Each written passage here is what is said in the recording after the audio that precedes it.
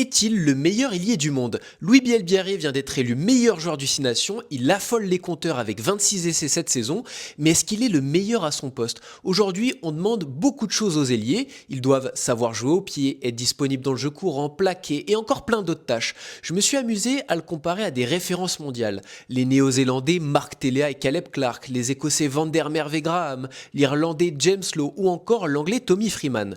Dans un premier temps, ce qui marque par rapport aux autres, c'est à quel point Louis Bielbiarré est complet. Si on compare par exemple avec Duhan van der Merwe, on voit que certes, il bat moins de défenseurs, mais il touche plus de ballons, fait plus de passes décisives. C'est pareil avec d'autres joueurs. Maintenant, il y a les données qu'on ne mesure pas forcément. Avec une pointe de vitesse à quasiment 38 km/h, je vois personne au-dessus en ce moment et ça l'aide aussi sur sa défense en poursuite. Maintenant, tout n'est pas parfait. S'il y a un point sur lequel il doit progresser, c'est les ballons hauts. On a tous en tête cette image lors du Six Nations contre l'Angleterre où il perd son duel contre Tommy Freeman, qui est d'ailleurs excellent dans ce secteur.